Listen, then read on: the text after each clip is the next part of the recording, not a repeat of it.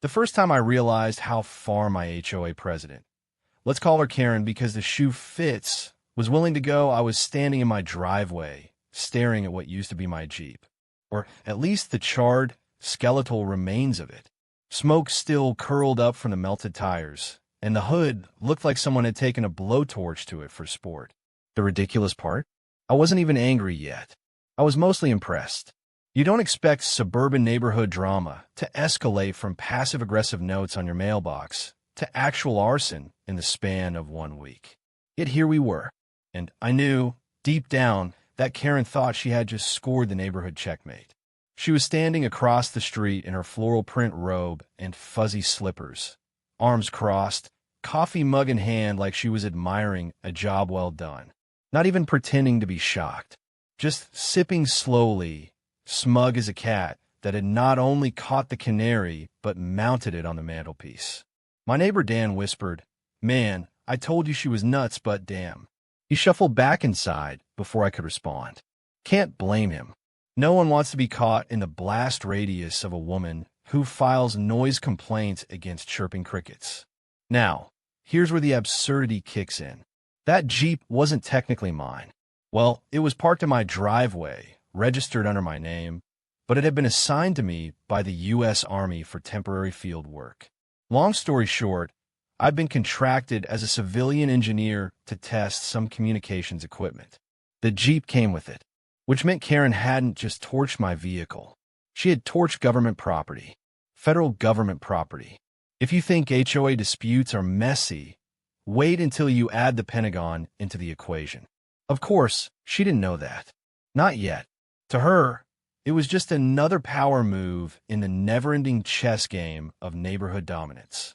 Karen had been gunning for me since I moved in, mostly because I had the audacity to live on the corner lot without asking her permission to repaint the shutters. She couldn't stand that I didn't cower at her suggestions. To her, every inch of the neighborhood was her personal kingdom, and I was a rogue knight who refused to kneel. The fire department rolled up 10 minutes later, lights flashing. They doused the flames, confirmed what I already knew, that my Jeep was totaled, and asked me if I had any enemies. I glanced across the street.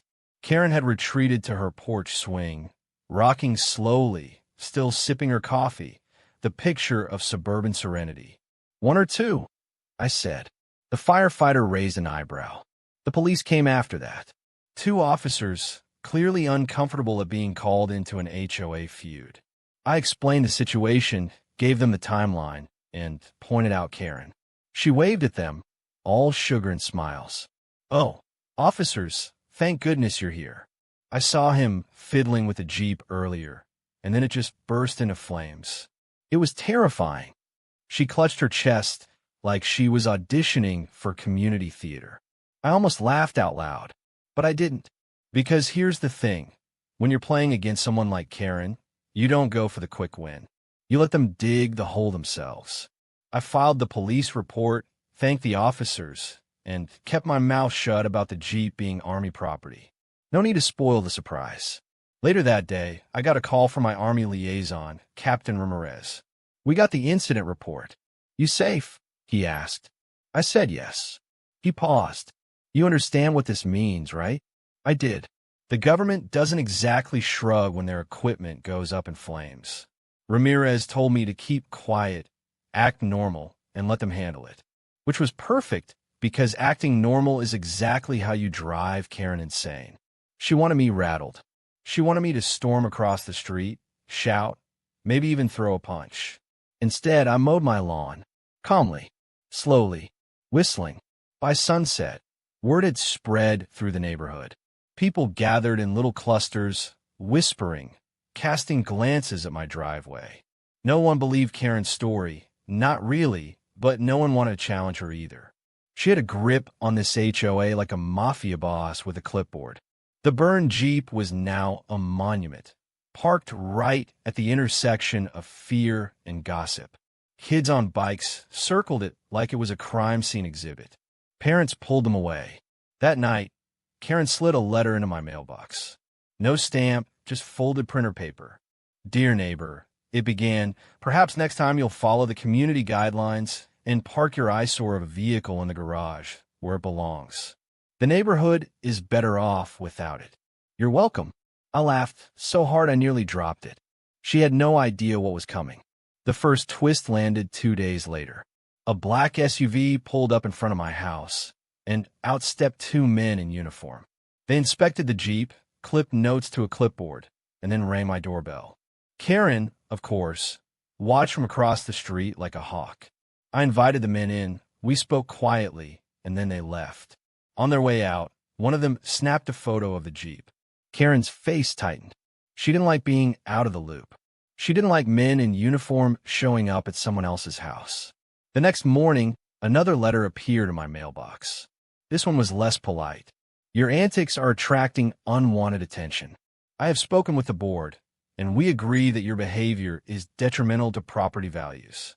You will be fined $500 for non-compliance with parking regulations. If you continue to disrupt the harmony of this neighborhood, further action will be taken.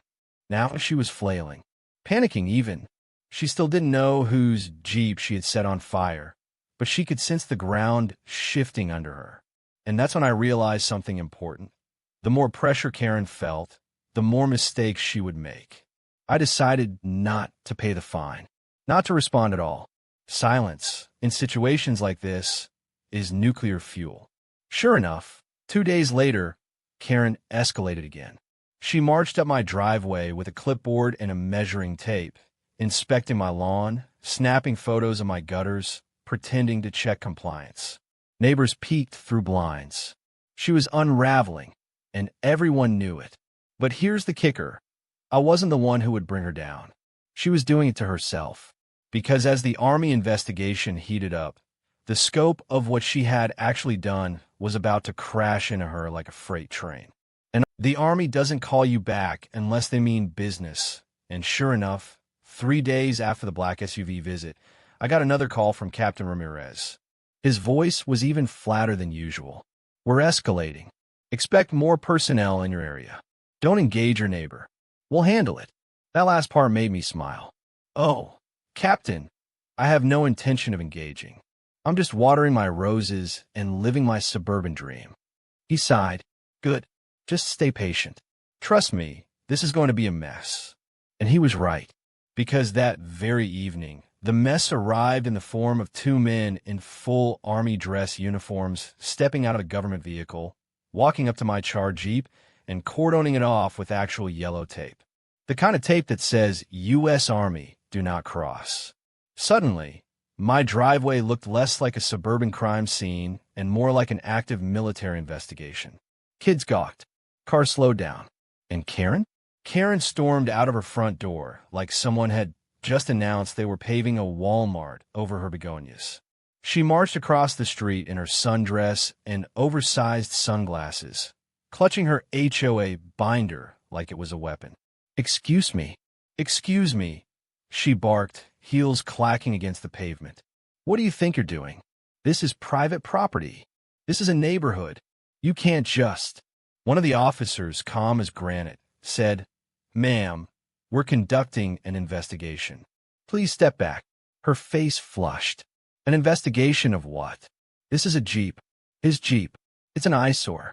It caught fire because he didn't maintain it properly. This has nothing to do with the Army. The officer glanced at her, then at me, then back at her. Ma'am, this vehicle is federal property. We'll be taking it into custody. If you've never seen a suburban tyrant glitch in real time, let me tell you, it's glorious. Karen opened her mouth, closed it, opened it again. She was searching for words, but kept choking on them. Federal? Custody? No. That Jeep doesn't belong here. It violates our covenant restrictions. You can't just take over a neighborhood with your military tape. The officer ignored her, radioed something, and a tow truck arrived 20 minutes later.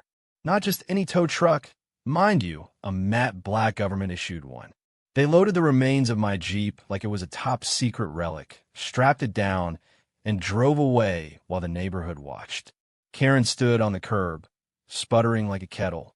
I leaned on my fence, arms crossed, and called out just loud enough for her to hear. Well, Karen, looks like the Army disagrees with your parking citation. The glare she shot me could have stripped paint.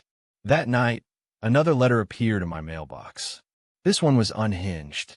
You are deliberately undermining the authority of this community and weaponizing outside agencies against me. Your behavior is dangerous, and the board will not tolerate it. Cease all involvement with external parties or face further penalties.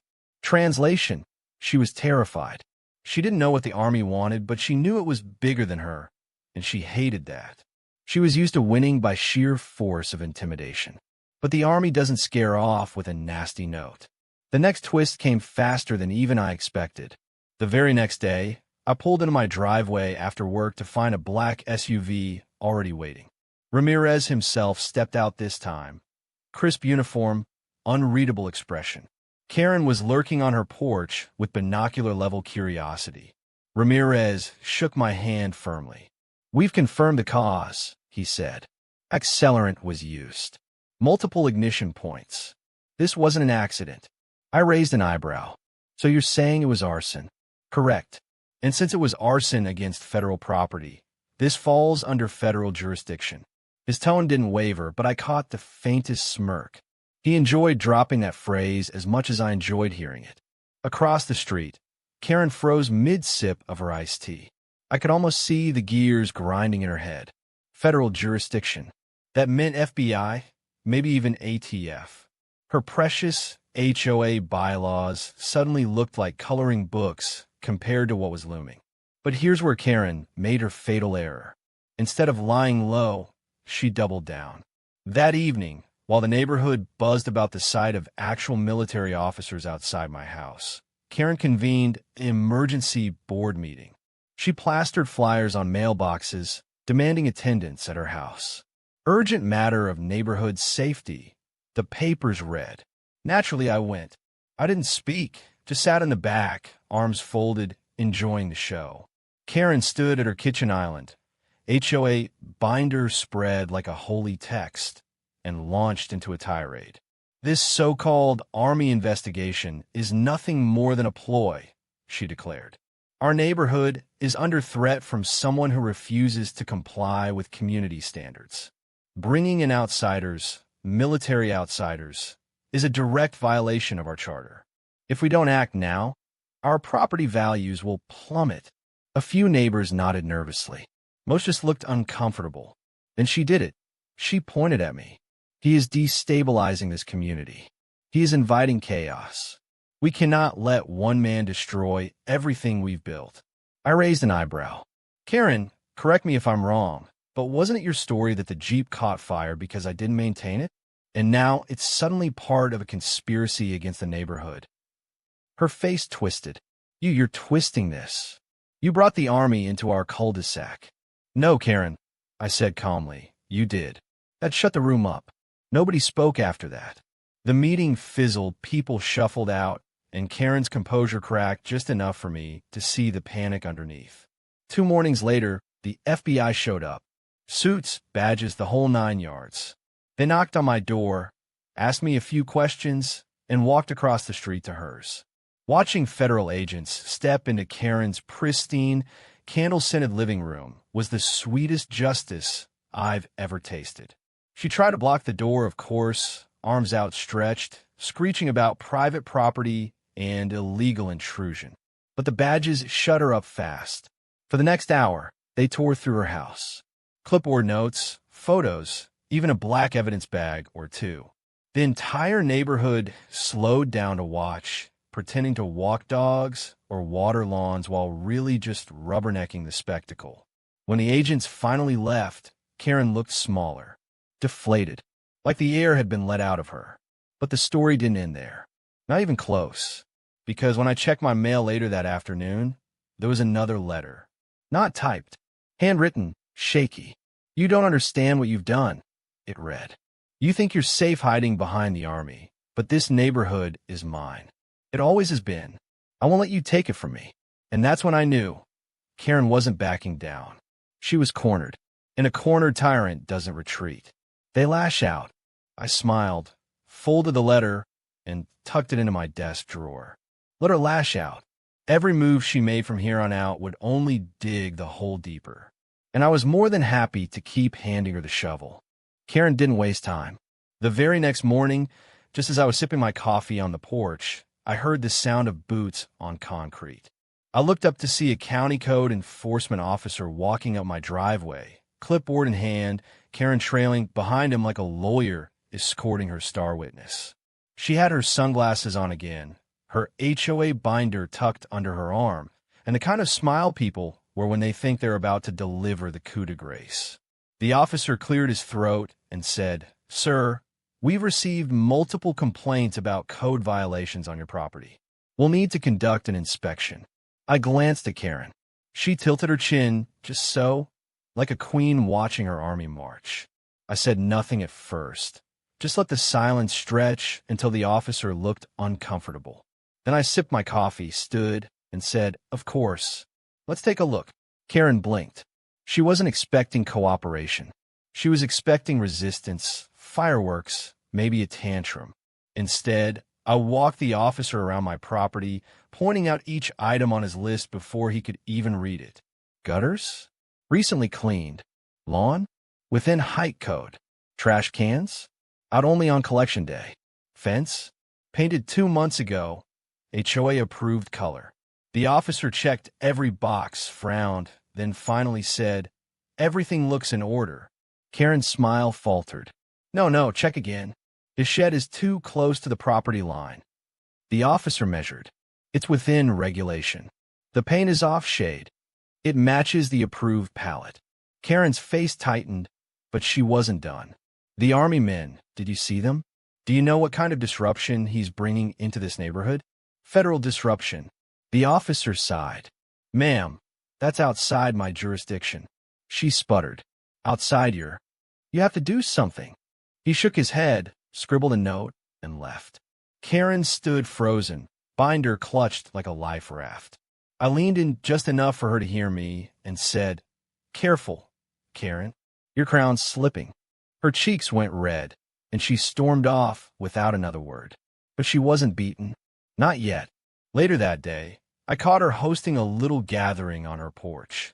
For other board members huddled around her while she whispered like a general plotting war strategy. I didn't need to hear the words to know what was happening.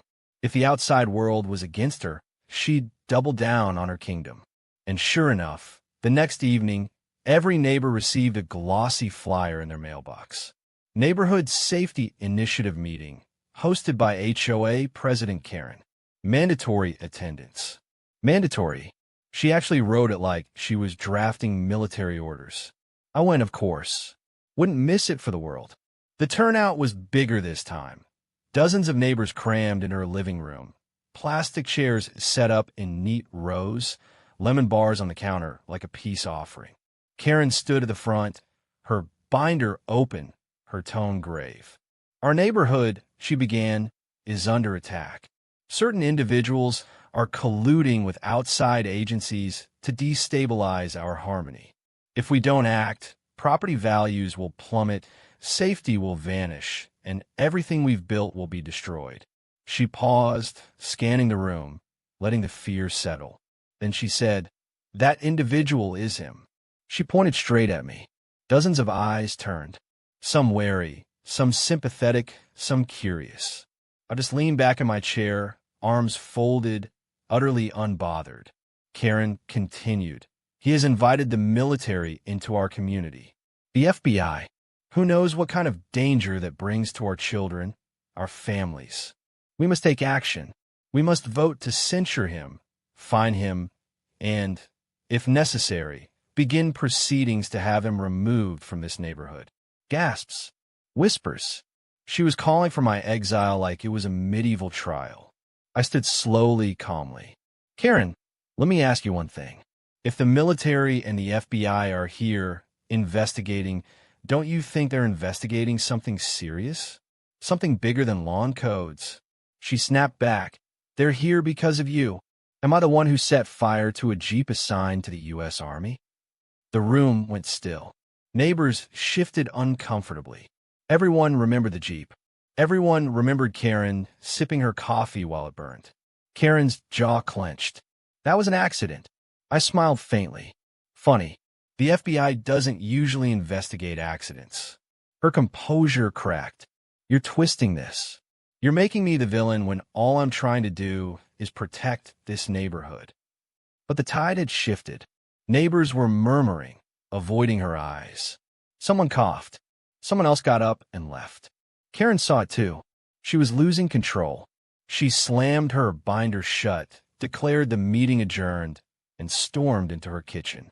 I lingered just long enough to grab a lemon bar, wink at her over the counter, and walk out. 2 days later, the FBI came back. This time, they didn't just visit her house. They served her papers. An official notice. Word spread fast. Karen was now a subject of a federal investigation. The neighborhood buzzed like a hive. Some people avoided her altogether. Others whispered that maybe she had finally gone too far. Karen, though, reacted exactly how you'd expect. She doubled down again.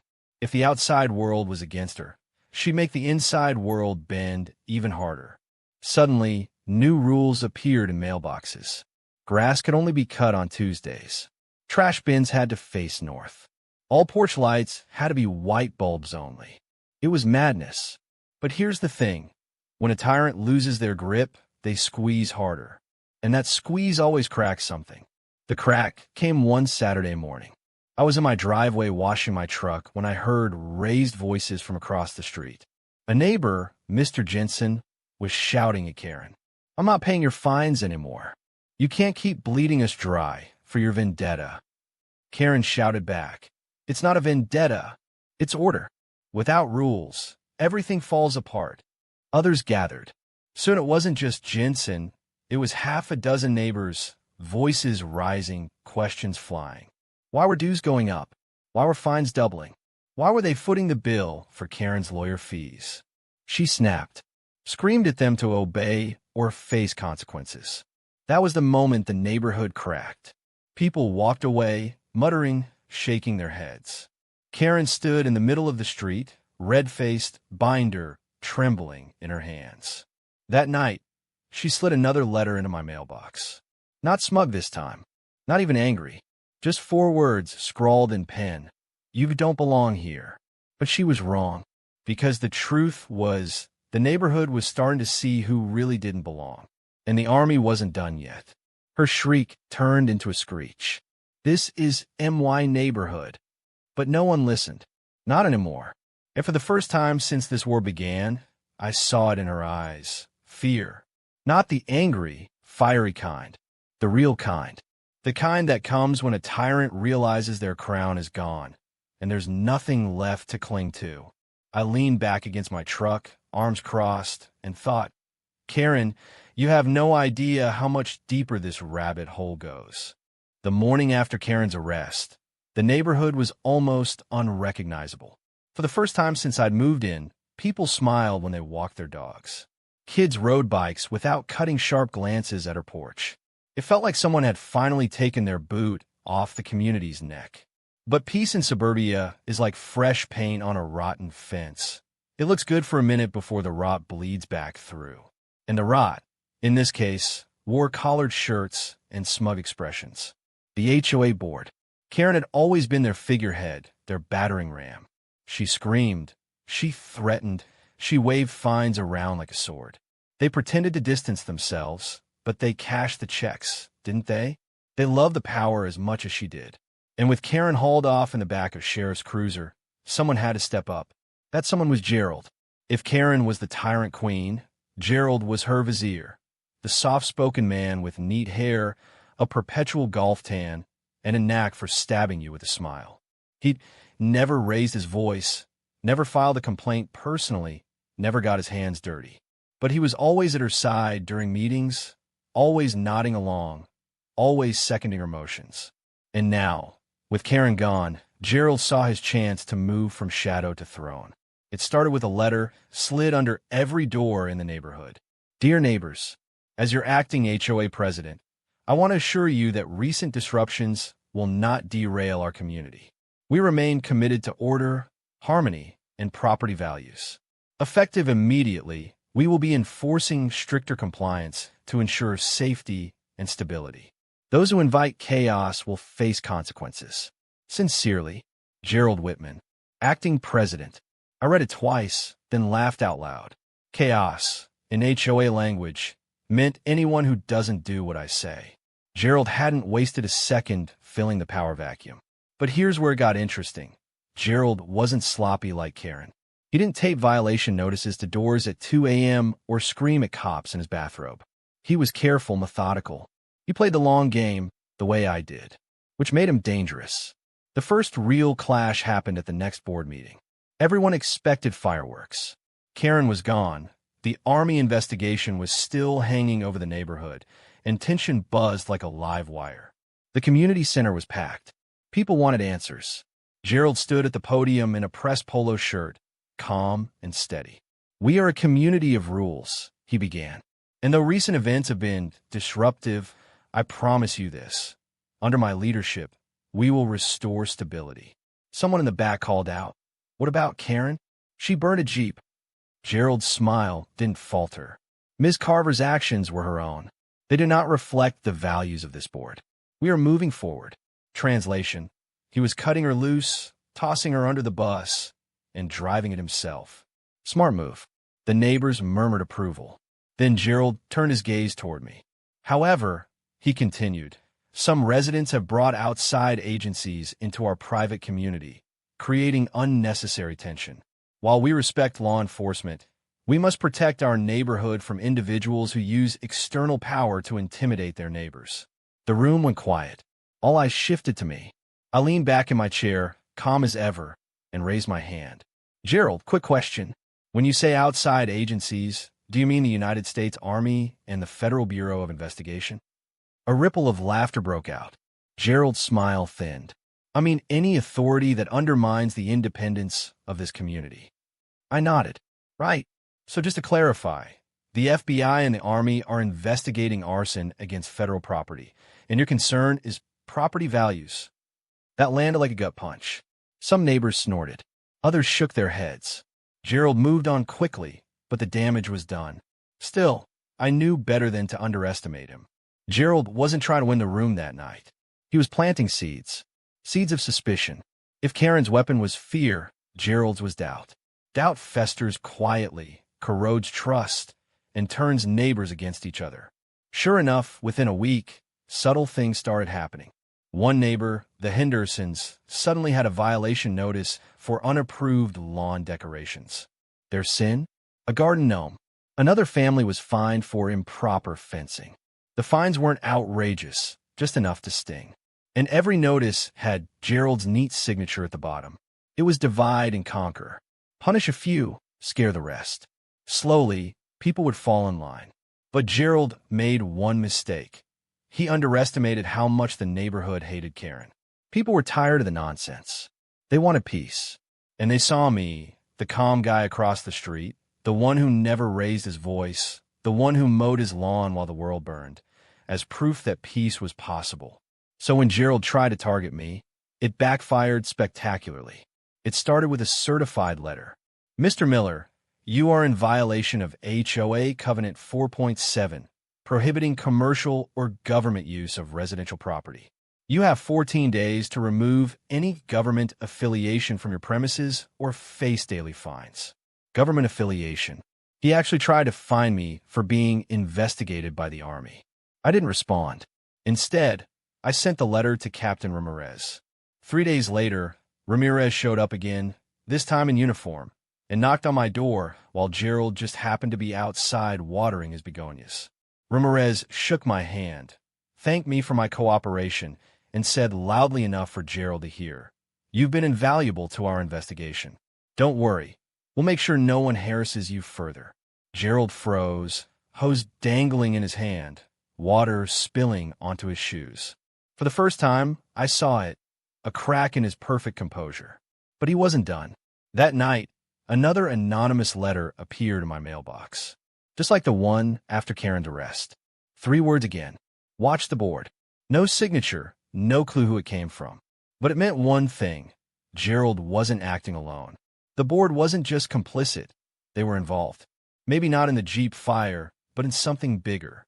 The next HOA meeting proved it.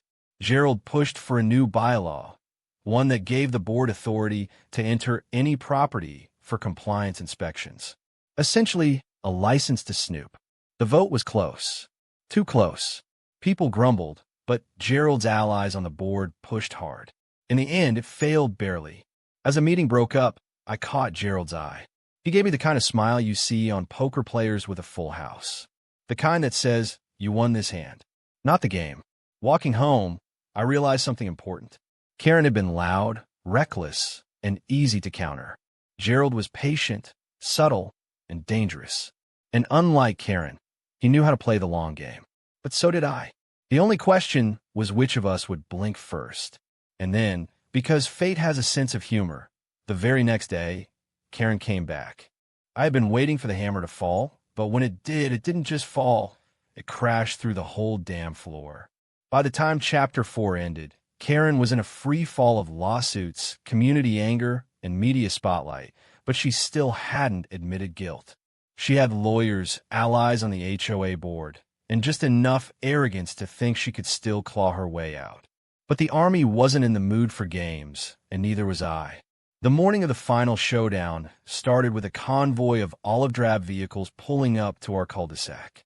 Humvees, soldiers in fatigues, and a couple of military police with the kind of dead-serious expressions that make even confident people swallow hard. My neighbors came pouring out of their houses in pajamas and slippers. Phones were up, recording. Karen was still in her bathrobe, holding a Starbucks cup, like she thought it was just another HOA skirmish that would blow over. The lead officer, a no-nonsense major with polished boots, stepped onto her lawn. His voice was calm, but lethal. "Ma'am, you are being served with federal charges for destruction of government property, arson, and obstruction. You will come with us." Karen laughed. Actually laughed. She waved her cup like she was brushing him off. "This is private property. You can't touch me here. I'll sue you for trespassing. I'll sue you for harassment. I'll sue you for whatever else I can think of." The major didn't blink. He gestured, and two MPs stepped forward. Karen shrieked as they took her arm, spilling her latte all over her robe. "You can't arrest me in front of my house.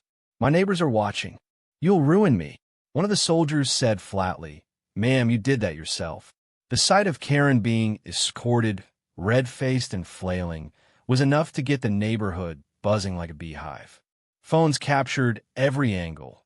The footage went live on social media within minutes, and within hours hashtag Jeep Justice and hashtag HOA Karen were trending nationwide. But the Army didn't stop there. They weren't just hauling her away. They were dismantling the rot she'd built. The rest of the HOA board was subpoenaed. Bank records were seized. It turned out that Karen's reign of pettiness had a money trail.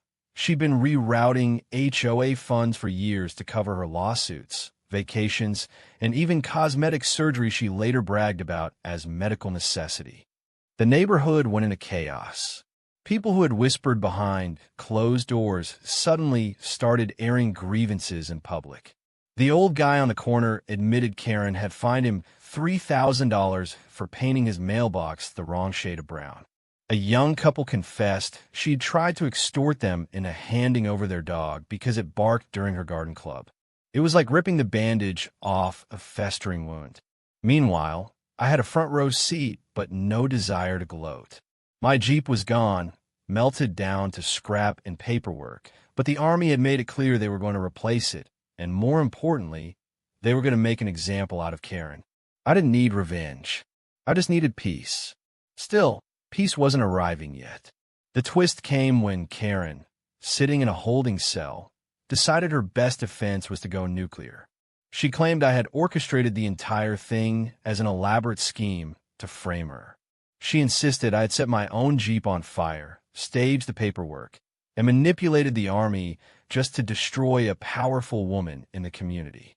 The insanity of it would have been laughable if she hadn't actually convinced a few people. A small group of HOA loyalists rallied online, parroting her claims.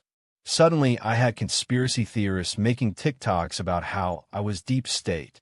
Some of my own neighbors glared at me like I was the villain who brought the army to their quiet street. That was when I realized Karen's last weapon wasn't money or power or even lawsuits. It was narrative. She was trying to spin her downfall into martyrdom. If she couldn't win, she'd take as many people down into the mud with her as possible. The Army's investigators shut her theory down fast, of course, but it didn't matter. In the court of public opinion, wild stories spread faster than truth. I had to step carefully. One sarcastic comment, too many. One smug grin caught on camera, and I'd feed her storyline. So I kept calm, stuck to facts, and let her choke on her own words. The court hearings dragged on for months, but the final verdict landed like a thunderclap. Karen was convicted on multiple counts of fraud, arson, and embezzlement. She was sentenced to prison, her assets seized, her house foreclosed.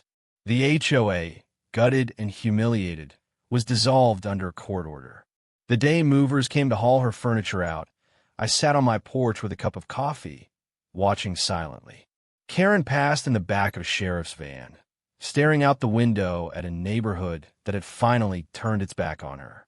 For the first time since I'd moved in, I felt the street exhale. But the story didn't end with her. The Army kept its word. A new Jeep, fresh from the motor pool, was delivered to my driveway. Glossy black, tougher than the last, with a note tucked under the wiper blade. Property of the United States Army. Assigned until further notice. Please keep out of reach of Karens. I laughed harder than I had in months. Neighbors came by one, offering apologies, bringing casseroles, trying to mend fences. Some admitted they'd been scared of Karen for years, but never dared push back. Others confessed they'd been complicit, turning a blind eye when she wielded her power unjustly.